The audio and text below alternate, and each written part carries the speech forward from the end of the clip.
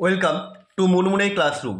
আমরা করছি ক্লাস 11 প্রশ্নবিচিত্রার সমাধান সেট 4 পার্ট 3, যেটা পাবে 644 পৃষ্ঠায়। প্রথমটা, ক্ষারীয় মৃত্তিকা মৌল ড্যাশ ক্লোরোফিলে উপস্থিত থাকে। এটা হবে ম্যাগনেসিয়াম। ক্ষারীয় মৃত্তিকা মৌল ম্যাগনেসিয়াম ক্লোরোফিলে উপস্থিত থাকে।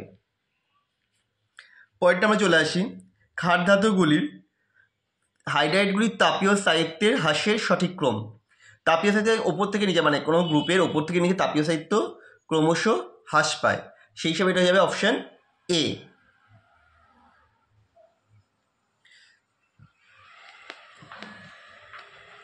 পরেরটা, বিবৃতি এ, মানব শরীরের জৈব রাসায়নিক প্রক্রিয়ার জন্য বেরিয়াম প্রয়োজনীয় নয়। এটা সঠিক বিবৃতি।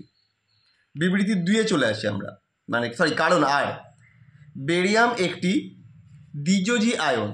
বেরিয়াম একটি দ্বিযোজী, এটাও সত্য, কিন্তু এটার সাথে প্রয়োজনীয় নয়, এর কোনো লিঙ্ক নেই।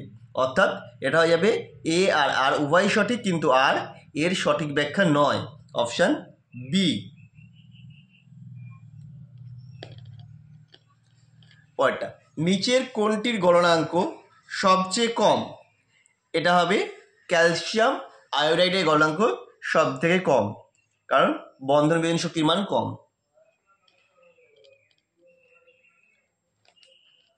বোরাক্সকে তীব্রভাবে উত্তপ্ত করলে কি হবে? এটাই উত্তপ্ত করলে NaBO2 এবং B2O3 উভয় উৎপন্ন হবে। এটার দিকে আমরা যেটা করি সেটা হচ্ছে বোরাক্স বিড টেস্ট। 30-এর কোশ্চেনটা, বিবৃতি 1, B2H6 সে বি বন্ড বি বন্ধন উপস্থিত, এটা ভুল। বিবৃতি 2, B2H6 প্রতিটি বোরন sp3 সংকরায়িত, এটা সত্য। তার মানে এটা যাবে অপশান এ, 1 মিথ্যা 2 সত্য।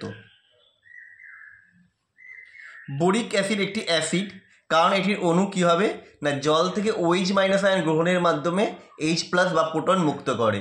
এটা হচ্ছে একটা aprotic acid, not protic acid, option D.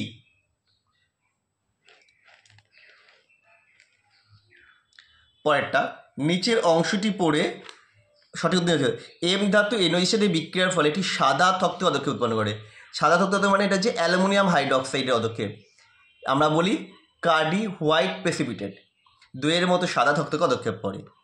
এই উচ্চশীত উত্তপ্ত করে এটি অক্সাইড উৎপন্ন হয়, মানে Al2O3 উৎপন্ন হয়, যা ক্রোমাটোগ্রাফি গাবিতে ওষুধ হিসেবে ব্যবহৃত হয়। অর্থাৎ অপশান হয়ে যাচ্ছে সি, অ্যালুমিনিয়াম।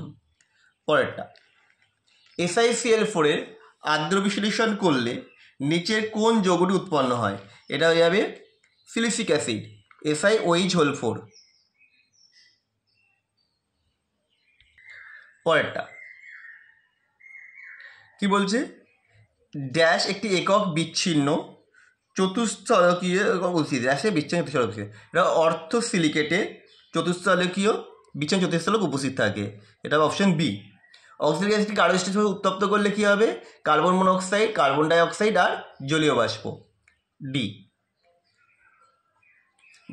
ঠিক আছে, তো আমাদের ভিডিওটা কেমন লাগলো অবশ্যই কমেন্ট করে জানাও।